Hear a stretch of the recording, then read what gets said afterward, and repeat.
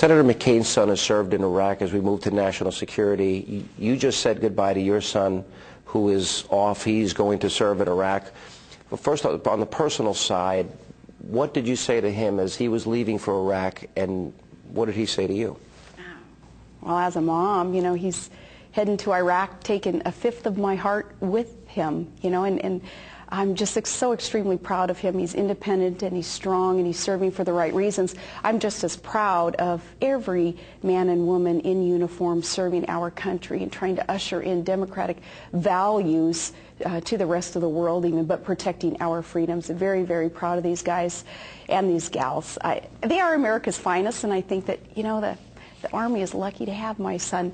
What my son said to me, though, was it was an awakening for me to realize that he knows what he's doing in this, and he knows that he has chosen the right reason to serve. I was just being mom to him just a few weeks ago. You know, no VP talk even then, but just as mom, I was probably getting on his nerves, asking him a whole lot of questions about the deployment and about he and his Stryker Brigade, what his job will be. And he's like, "Mom, I belong to the Army now. I belong to America." In other words, he was said that telling to you. He did. He was telling me, "Mom, just, you know, it's going to be okay, and I've chosen to do this." And you know, I'm like, man, thank God for this voluntary military that we have with America's finest. These young men and women, they just make me so proud. Why do we need to win in Iraq?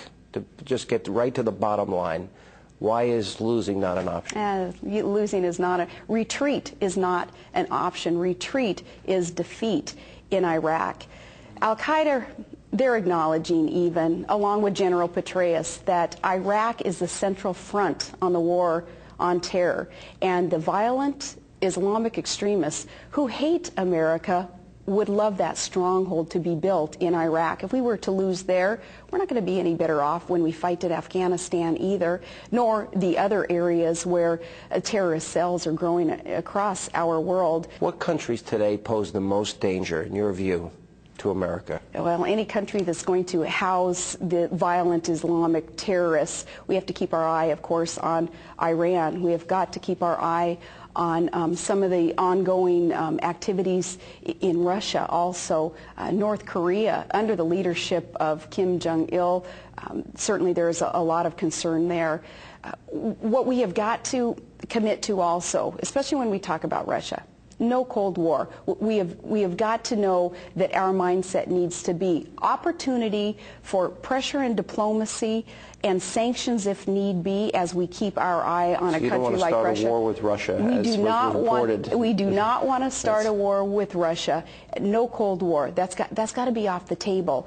And opportunity comes with new leadership being ushered in, being elected into our democracy, where we can start forging even better relationships and strengthening the allies that we have. That's the opportunity that John McCain is going to make sure happens. What do you view, and I know this came up in your interview with Charlie Gibson, as it relates to the Bush Doctrine. What do you view as the Bush Doctrine, and what do you view as America's role in the world? What is our role as a country as it relates to national security? That's a great question. And being an optimist, I see our role in the world as one of being a force for good, and one of being the leader of the world when it comes to the values that it seems that just humankind embraces, the values that encompass life and liberty and the pursuit of happiness. And that's just not just in America, that is in our world.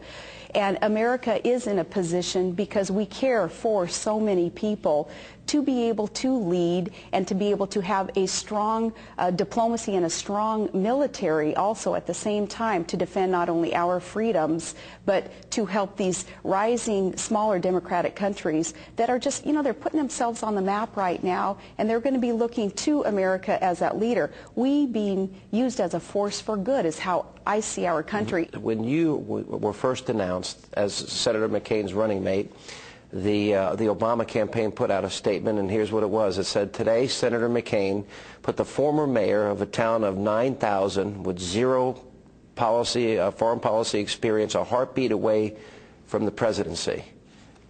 Perhaps they forgot you got promoted, but How did that make you feel?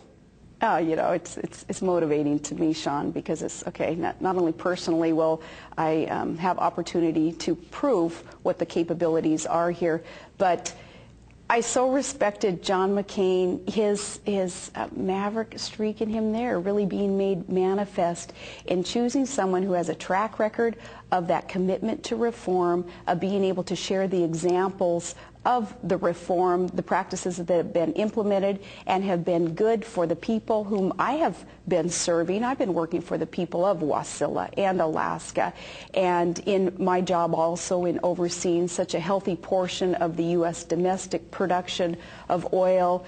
Those things that I add to the ticket, certainly, you know, our opponents are going to ignore all that, and they're going to send their opposition researchers up to Alaska. They've got dozens of them up there now. They called it a mini army in the Wall Street Journal. Yeah, well, I hope. Did you meet any of them? You were just up there. Did you see any of them? I didn't see them, but I hear that they're all over the place, and I'm just hoping that they're going to spend a lot of money in our local communities and bolster the economy up so there. you're hoping for the economy to benefit from all the media and the op research team of Barack Obama. Yeah, the opposition research too. You know, we know how this works, and certainly they're going to find a few of those who have those ruffled feathers up there, and you know, so be it. We're moving on, and we are focusing on the issues that are important to Americans in this election. It's the economy. It's winning the war. It's a strong education system for our students today, and a very healthy workforce that needs to have opportunity for jobs for our hardworking families in America. That's what the people of America are talking about.